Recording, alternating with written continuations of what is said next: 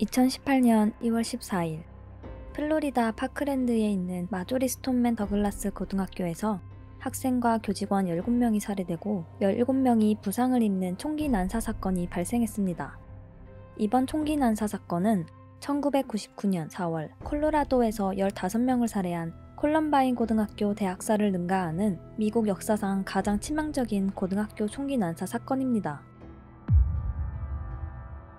2018년 2월 14일 오후 2시 19분 학교 일과가 끝나기 직전 한 남성이 우버 택시를 타고 플로리다 파크랜드의 마조리 스톤맨 더글라스 고등학교에 도착합니다.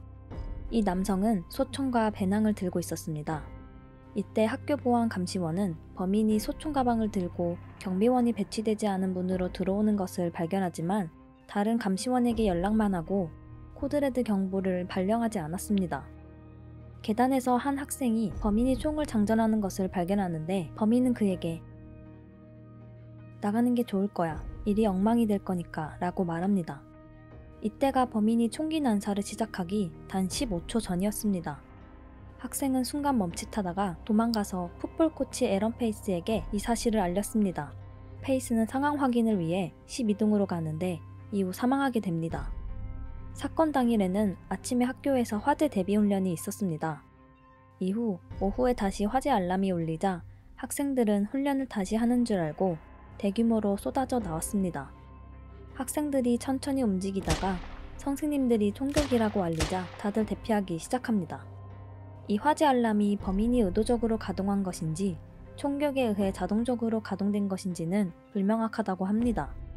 이 덕분에 범인이 2층을 올라갔을 때 복도는 비어 있었고 교실을 향해 총을 쏘지만 2층에서 사망자나 부상자는 발생하지 않았습니다. 그리고 그는 마지막으로 3층으로 향합니다. 건물 3층에는 약 900명의 학생과 30명의 교사 그리고 30개의 교실을 가지고 있었습니다. 하지만 3층에서는 복도의 대부분의 학생들이 나와 있었습니다. 2층에서 범인이 총을 쏠 때에야 겨우 총격 사실을 인지한 것이죠. 그는 복도에서 교실이나 화장실로 도망가던 학생들을 상대로 사격을 시작합니다. 교실에 남아있던 학생들은 문을 잠그고 몸을 피했습니다. 총격 후 3층에 있는 범인은 도망가기 위해 다시 내려가지만 계단문을 반대편에서 막고 있어 대신 교무실로 대피하고 있는 학생들을 향해 또다시 총을 쏩니다. 하지만 창문 유리를 뚫지 못했죠. 총격 발생 8분째. 범인은 소지하던 총과 가방을 버리고 도망치는 학생들과 섞이면서 현장을 떠났습니다. 그리고 그는 근처 서브웨이에서 음료를 사거나 맥도날드에서 잠시 앉아서 범인이 아닌 척 위장했습니다. 2시 32분 경찰이 학교에 도착하여 12동 교실에 숨어있던 학생들을 대피시켰습니다. 대피 작업은 경찰이 교실을 하나하나 방문하면서 3시 17분에 끝이 났습니다.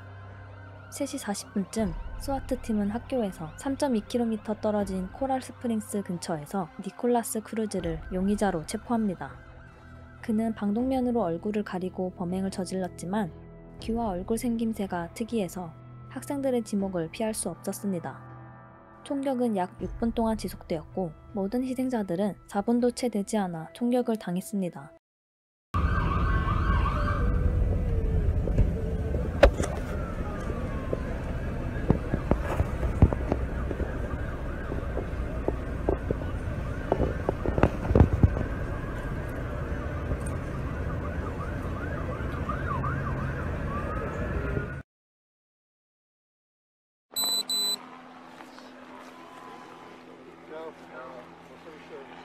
What's going on? What's going on today, bro? The demons, man. Demons? Voices. Yeah, no problem. Voices. Voices and demons? Where's the voices? What the f***? Where the f*** am I? Holy shit. What happened? Shut up. Just be quiet, man. Shut up.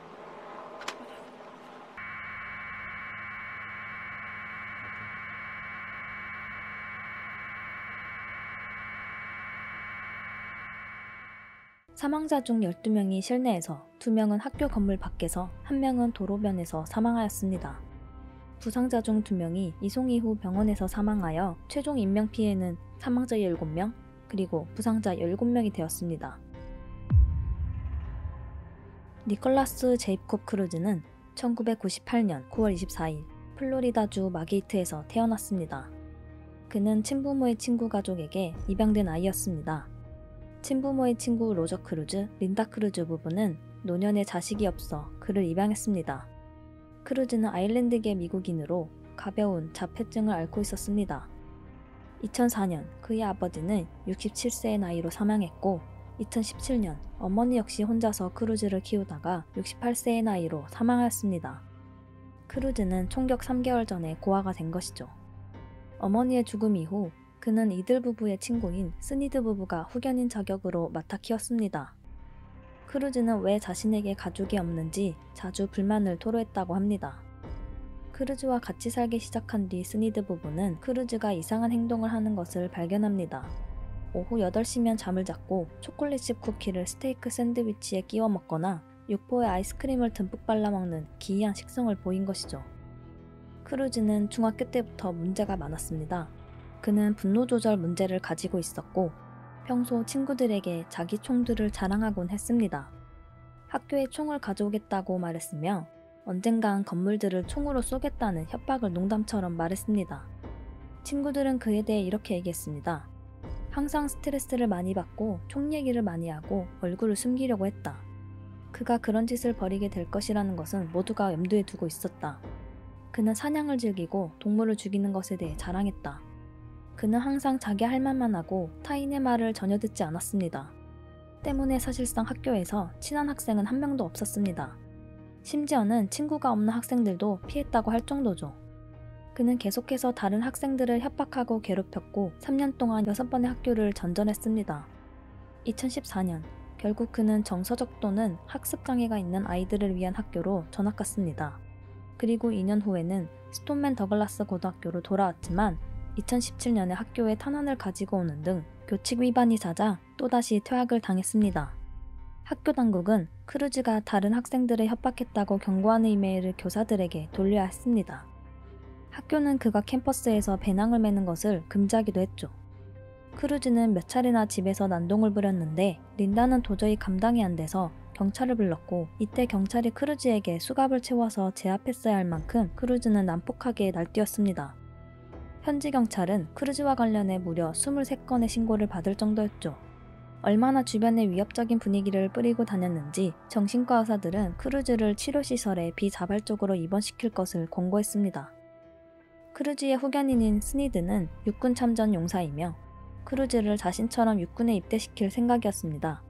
그리고 스니드는 항상 총기 보관함을 잠궈두고 있었는데 크루즈가 보관함 열쇠를 가지고 있을 줄은 몰랐다고 밝혔습니다. 소름 끼치는 건 사건 당일 스니드 부부의 아들에게 어디 교실에서 공부하냐고 물어봤다고 합니다. 스니드 부부의 아들은 죽일 생각이 없던 것으로 추측되는 대목입니다. 결국 죽은 친구에 대한 우정으로 이 형제를 맡아 양육하던 스니드 가족은 마른 하늘에 날벼락을 맞은 꼴이 됐습니다. 수많은 피해자 가족으로부터 줄소송을 당할 판이기 때문입니다. 한편 크루즈는 구속 여부를 판결하는 재판에서 악령의 지시를 받았다고 말했습니다.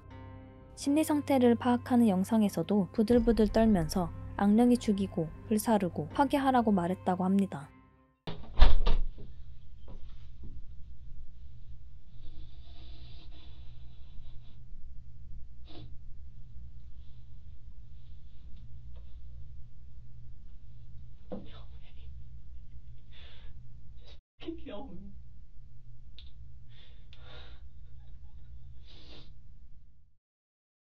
심신미약을 위장하여 중형을 피하려는 수작일 수도 있으나 실제로 정신장애가 의심돼서 아직도 법정 공방이 지속되고 있습니다.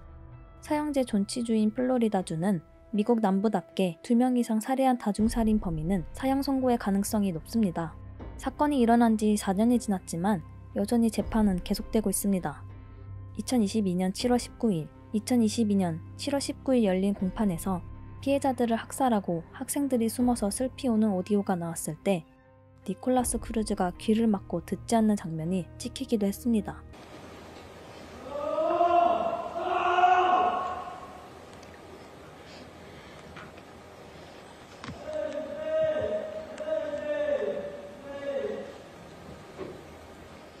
총격 사건 이후 학교는 몇 가지 새로운 안전규칙과 규정을 시행했습니다.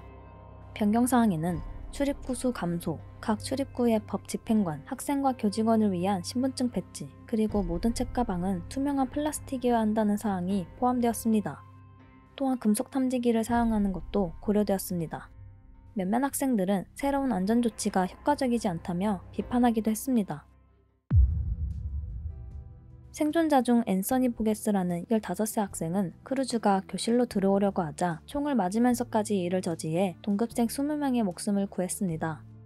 문을 닫고 버티자 크루즈는 문에 총격을 가했고 관통한 탄환 5발이 몸에 맞았지만 놀랍게도 버텨냈고 2달이 지나서야 퇴원했습니다. 결국 열리지 않자 크루즈는 돌입을 포기하고 다른 희생자를 찾아 그 자리를 떠났습니다. 그는 사건 이후 회복된 뒤에도 지속적으로 총기 규제 운동에 참여하였고 최근에는 자신의 상처를 언론에 공개하기도 했습니다. 2019년 3월에는 생존 학생 시드니 에일로는 충격으로 인한 후유증을 이기지 못해 스스로 생을 마감했습니다. 학교의 풋볼 코치이며 아내와 딸을 두고 있던 에런 페이스는 학생들을 보호하기 위해 총격범을 향해 무의식적으로 몸을 던졌다가 부상을 입고 치료를 받았으나 사망했습니다. 참고로 그는 이번 사건이 일어난 스톤맨 더글러스 고교를 졸업했습니다. 재학 시절에는 직접 풋볼 선수로 활약했으며 1999년 학교를 졸업한 뒤 2002년에 모교로 돌아와 풋볼 코치뿐만 아니라 풋볼팀 운영 관리를 맡았습니다. 뿐만 아니라 학교 경비이며 학생들의 멘토로 제자 겸 후배인 학생들을 위해서 열성적으로 활동하였고 테디베어라는 별명으로 불리며 여러 사람들에게 신뢰를 받았습니다.